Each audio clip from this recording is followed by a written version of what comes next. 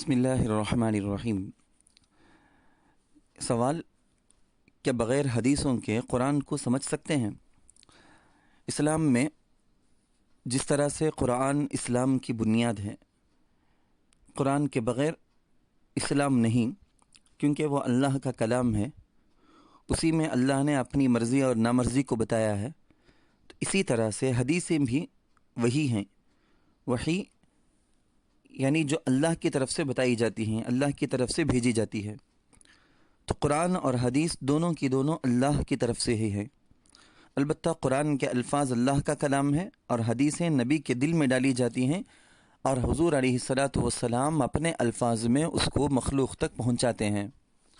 تو یہ دونوں جسم اور جان کی طرح سے ہیں، بغیر جان کے جسم نہیں اور بغیر جسم کے جان نہیں۔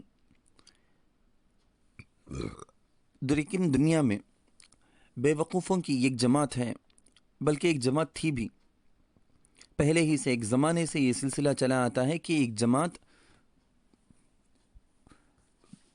پاگل پن کے ساتھ یہ کہتی ہے، یہ دعویٰ کرتی ہے جھوٹا کہ ہم کو حدیثوں کی ضرورت نہیں، ہم کو قرآن ہی کافی ہے، حسبنا کتاب اللہ، ہم کو قرآن کریم ہی کافی ہے، کہ قرآن کے علاوہ اور کسی چیز کی ضرورت نہیں۔ ایک جماعت مسلسل یہ دعویٰ کرتی آ رہی ہے، اور اس کا یہ دعویٰ 100% غلط ہے، اسلام کے خلاف ہے۔ اللہ اور اللہ کے رسول دونوں کے دونوں ضروری۔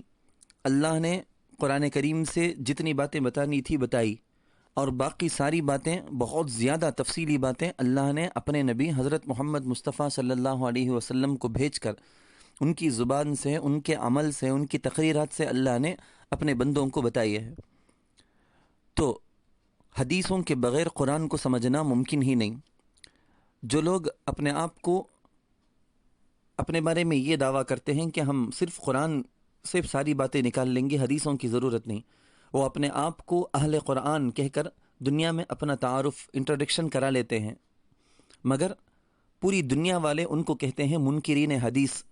اصل چہرہ ان کا یہی ہے کہ وہ حدیثوں کا انکار کرتے ہیں، حدیثوں کو نہیں مانتے ہیں۔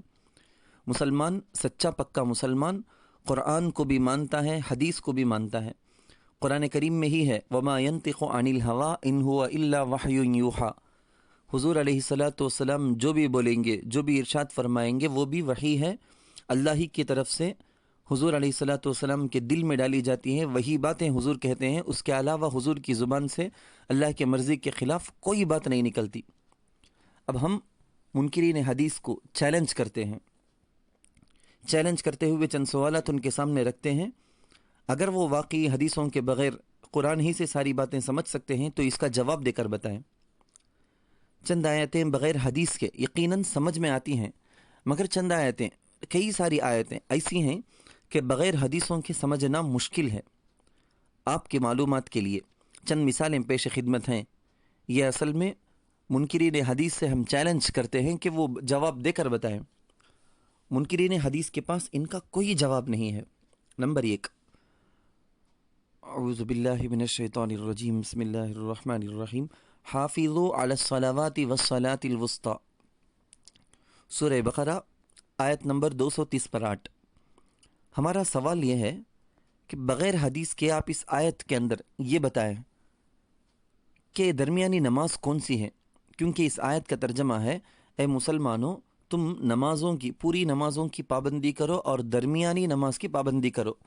تو اب ہمارا سوال یہ ہے کہ جو لوگ حدیث کو نہیں مانتے، وہ اس آیت سے قرآن ہی کی روشنی میں یہ بتا دیں کہ وہ درمیانی نماز کون سی ہے، اس کا کیا مطلب ہے، اور اس درمیانی سے پہلے اور بعد کی نمازیں کون سی ہیں۔ نمبر 2، فَاذْكُرُوا اللَّهَ كَمَا عَلَّمَكُم مَّا لَمْ تَكُونُوا تَعْلَمُونَ، سورہ بقرہ 230 پر 9۔ اللہ فرماتے ہیں کہ اے ایمان والو، تم اللہ کو یاد کرو جیسا کہ تم کو اس نے سکھلایا جو تم پہلے سے جانتے نہیں تھے۔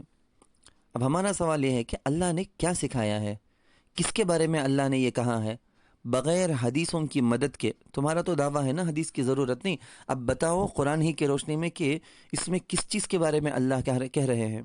نمبر 3، وَعَلَى الثَّلَاثَةِ الَّذِينَ خُلِّفُوا، اور ان تینوں پر جو پیچھے رہ گئے، سورہ نمبر 9 آیت نمبر 118۔ ہمارا سوال یہ ہے، وعلی الثلاثۃ الذین میں وہ تین جو کہا گیا، تین شخص کون ہیں؟ کیوں انہیں پیچھے رکھا گیا؟ ان کی غلطی کیا تھی؟ کس واقعے کا اس میں ذکر ہے؟ یہ ساری باتیں آپ اس آیت کے اندر کی ساری باتیں قرآن کریم ہی کی روشنی میں بتائیں، حدیثوں کا سہارا، حدیثوں کی مدد نہ لے، کیونکہ تمہارا تو دعویٰ ہے کہ حدیث کی ضرورت ہی نہیں نا۔ نمبر 4، وَلَقَدْ نَصَرَكُمُ اللَّهُ فِي مَوَاطِنَ كَثِيرَةٍ وَيَوْمَ حُنَيْنٍ، سورہ 9 آیت نمبر 25۔ اور تحقیق اللہ نے تمہاری مدد کی بہت سی جگہوں کے اندر، بہت سے میدانوں میں، اور حنین کے دن بھی۔ ہمارا سوال اس آیت کے ذریعے سے یہ ہے، منکرین حدیث کو، جو بھی دنیا میں یہ دعویٰ کرتا ہے کہ قرآن کافی، حدیث کی ضرورت نہیں، ان سب سے ہمارا چیلنج ہے۔